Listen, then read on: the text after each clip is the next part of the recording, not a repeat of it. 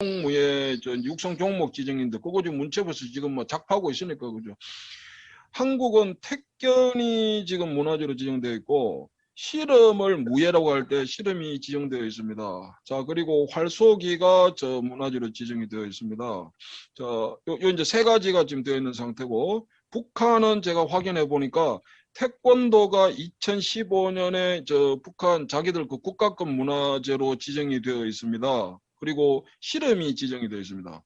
자, 뭐 일본은 얘기하지 않겠습니다. 오키나와 가라데 그것도 뭐 문화재로 지정이 되어 있지만 중국이 지금 문제인데, 아까 뭡니까 오노균 교수님께서 지금 뭐 동북공정 관련해서 잠깐 말씀하셨지만 지금 중국이 동북공정을 한 것은 다 알고 있는 사실입니다. 근데 이 동북공정은 영토공정입니다. 중국 13억 인구가 교육을 어떻게 받고 있느냐 하면 중국에 가서는 고구려를 우리 한국이다 얘기 못합니다. 쫓겨납니다. 중국이 동북공정을 통해서 영토공정을 해서 지금 13억 인구를 중심으로 해서 지금 국제사회에 고구려는 중국의 지방정부다 합니다. 자, 그러면 그게 마무리가 되려면 그 영토 위에 살던 사람들이 하던 이 문화에 대한 공정이 반드시 필요한데, 이게 지금 얼마 전에 JTBC 이규현의 스포트라이트에서 이 최소한 이게 어떤 사실관계 확인이 됐습니다. 중국에서 중국 공산당 이게 정책으로 전파 공정을 하고 있습니다. 전파 공정을 중국에서는 다른 표현으로 중화문명 전성공정이라고도 하는데, 이거 지금 한복이 중국의 한풀을 기원으로 한다. 그 다음에 김치가 중국 것이다. 자, 중국 대사가 괜히 뭡니까 김치 김장 해가지고 그거 자기 트위터에도 올리고 하겠습니까? 중국이 김장, 조선족이 하는 그 김치 담그는 김장을 유네스코 인류무형유산으로 등재하려다가 탈락이 됐습니다. 자, 북한이 김장으로 등록이 된 거예요. 중국이 그런 곳입니다. 아리랑도 그렇죠. 실험도 그렇죠. 우리 추석도 지금 중국의 무형문화재입니다. 이게 심각한 문제인데, 중국이 지금 문화재로 지정되어 있는 게 우리 조선족 실험하고, 그다음 활쏘기는 지금 진행을 하고 있고, 그죠? 자기들 활쏘기는 지정을 해둔 상태고, 그다음에 우리 관련해 가지고 18반 무예 이거 국가문화재로 중국이 지정해 두고 있습니다. 그리고 수박이 뭐 잠깐 말씀드리겠습니다. 수박이 지금 한국에서 2019년도에 이 국가문화재 명문화재 조사 계획에 따라서 기초 조사를 했습니다. 다른 몇 가지 종목들하고. 자, 그런데 문화재청도 마찬가지입니다. 문체부도 마찬가지고. 자, 용역을 줘버리죠. 그 사람들 비공개로 딱 해버리고 조사 대상자들과의 이 연계 자체를 끊어버려요. 자기들이 비공개로 다 하는 거예요.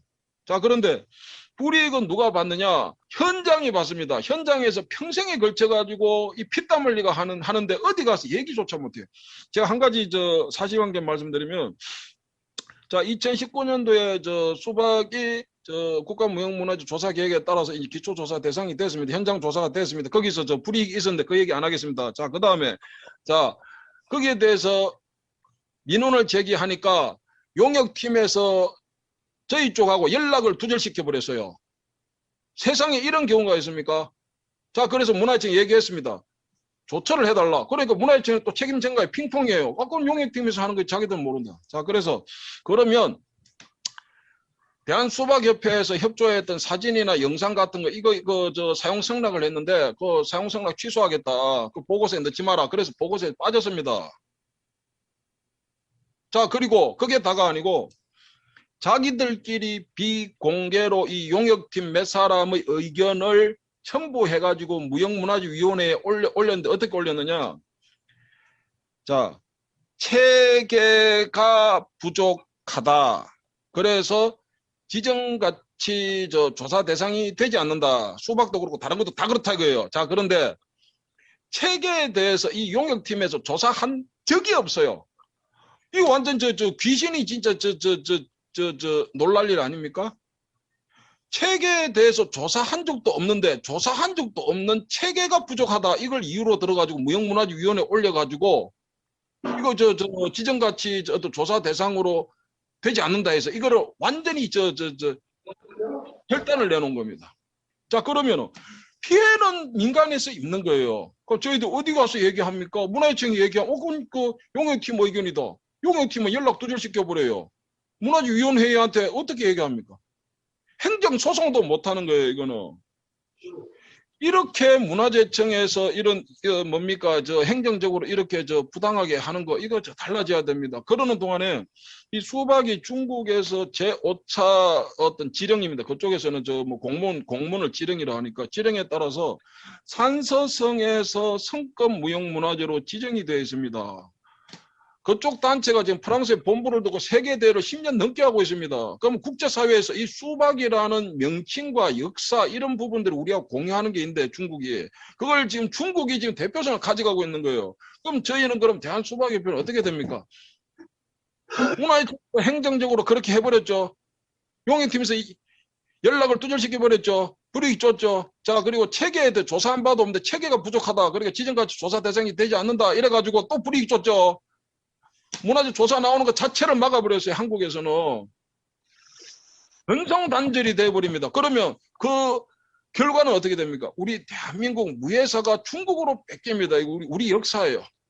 그 책임을 문화재청이 져야 되고 용역팀이 져야 됩니다. 자, 거기에 대해 제가 목소리가 좀 커졌습니다만은 우선 현안이 그렇습니다. 혹시 통과 관련해서 뭐 이런 현안